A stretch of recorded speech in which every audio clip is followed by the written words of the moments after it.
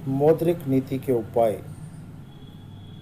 Parameters of monetary policy for class BA second year. मौद्रिक नीति के मुख्य रूप से 3 उपाय होते हैं जो निम्नलिखित हैं। नंबर 1, मुद्रा या साख की पूर्ति, सप्लाई ऑफ मनी। नंबर 2, ब्याज की दर, रेट ऑफ इंटरेस्ट। नंबर 3, साख की उपलब्धता, अवेलेबिलिटी ऑफ क्रेडिट। सबसे पहले हम सप्लाई ऑफ मनी के बारे में पढ़ेंगे। मुद्रा की पूर्ति से अभिप्राय साधारणतः मौद्रिक अधिकारी द्वारा जारी की गई करेंसी तथा बैंकों में मांग जमा से लिया जाता है। मुद्रा की अनुकूलतम पूर्ति के लिए देश के केंद्रीय बैंक को नोट निर्गमन लोचदार प्रणाली अपनानी चाहिए। साथ ही बैंकिंग संस्थाओं का विकास किया जाना चाहिए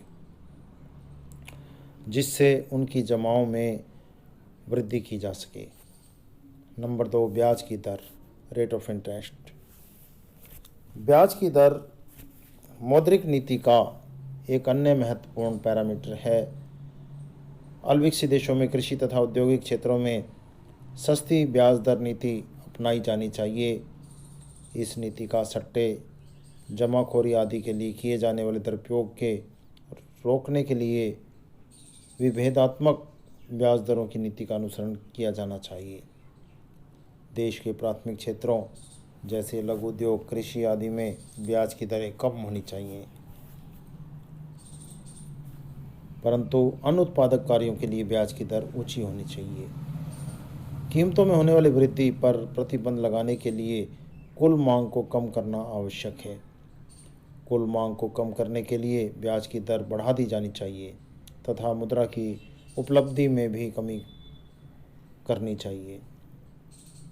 इसके विपरीत मंदी के दिनों में ब्याज की दर को कम किया जाना चाहिए ताकि मुद्रा की पूर्ति को बढ़ाया जा सके और देश के अंदर मांग बढ़ सके।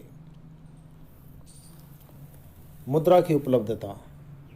मुद्रा की उपलब्धता से अभिप्राय उस सुविधा से है जिस पर ब्याज की किसी दी हुई दर पर वित्तीय संस्थाओं से मुद्रा उधार प्राप्त की जा सकती है।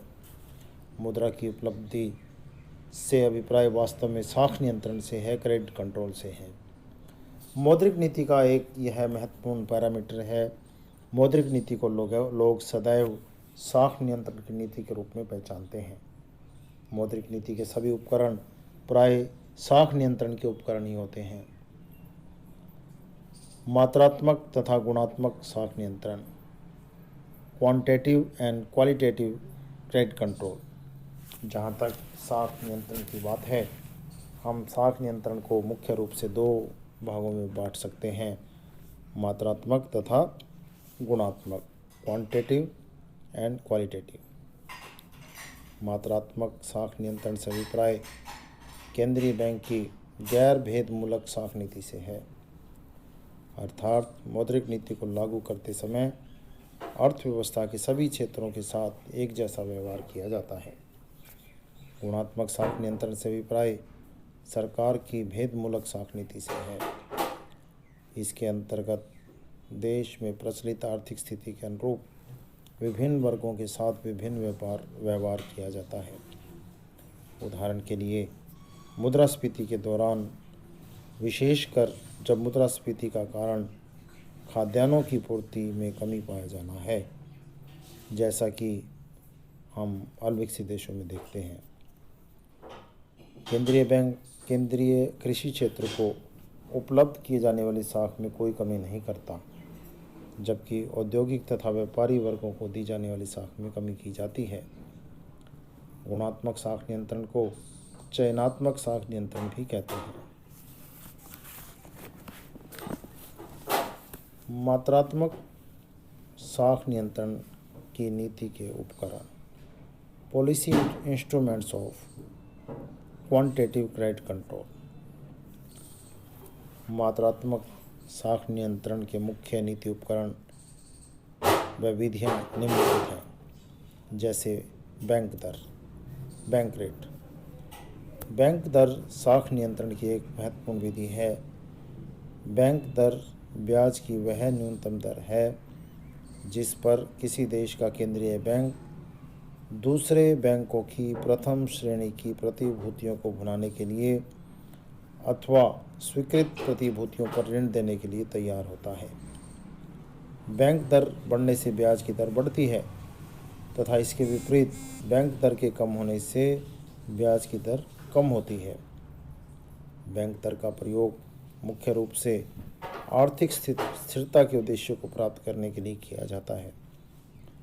जब देश में मुद्रास्फीति या कीमतों में वृद्धि की स्थिति होती है तो बैंक की दरों को बढ़ा दिया जाता है। इसके फलस्वरूप साख का संकुचन होता है तथा मांग में कमी आने के कारण कीमतों में कमी हो जाती है। इसके विपरीत जब देश में मुद्रास्फीति या कीमतों में कमी की स्थिति होती है तो बैंक दर को कम कर दिया जाता है। खुले बाजार की क्रियाएं, ओपन मार्केट ऑपरेशंस।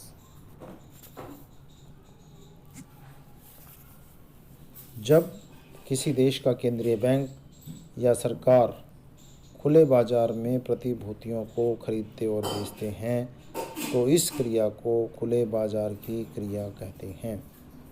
जब किसी देश को साख संकुचन करना होता है तो केंद्रीय बैंक खुले बाजार में प्रतिभूतियां बेचना आरंभ करते हैं। इसके विपरीत यदि केंद्रीय बैंक साख में विस्तार करना चाहता है तो वह बाजार में प्रतिभूतियां खरीदना आरंभ करते हैं। मुद्रास्फीति की स्थिति में केंद्रीय बैंक खुले बाजार में प्रतिभूतियां बेचता है जिससे साख का संकुचन होता है और मांग कम होती है तथा कीमतें भी कम हो जाती हैं। इसके विपरीत मंदी के दिनों में केंद्रीय बैंक प्रतिभूतियां खरीदता है जिसके फलस्वरूप साख का विस्तार होता है, मांग में वृद्धि होती है तथा कीमतें बढ़ जाती हैं। न्यूनतम नगद नीति अनुपात में परिवर्तन, change in minimum cash reserve ratio. इस विधि के अनुसार सभी बैंकों को अपनी जमा राशि का एक निश्चित प्रतिशत नगद के रूप में केंद्रीय बैंक के पास रखना पड़ता है। यदि केंद्रीय बैंक साख का संकुचन करना चाहता है तो वह कैश रिजर्व रेशो या CRR में वृद्धि कर देता है।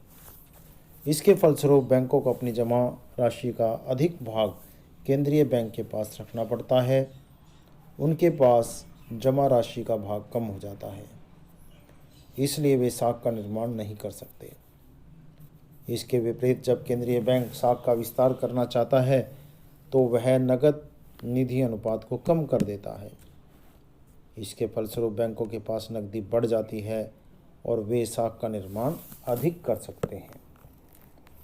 तरलता अनुपात में परिवर्तन, चेंज इन लिक्विडिटी रेशो। इस विधि के अनुसार प्रत्येक बैंक को अपनी कुल जमा राशि का एक निश्चित अनुपात अपने पास नगद के रूप में रखना पड़ता है। इसे ही हम तरलता अनुपात कहते हैं। जब केंद्रीय बैंक साख का संकुचन करना चाहता है तो वह तरलता अनुपात को बढ़ा देता है तथा इसके विपरीत यदि केंद्रीय बैंक साख का विस्तार करना चाहता है तो वह तरलता अनुपात को कम कर देता है। इस प्रकार से इन इंस्ट्रूमेंट्स के द्वारा केंद्रीय बैंक मात्रात्मक साख पर नियंत्रण करने की कोशिश करता है। धन्यवाद।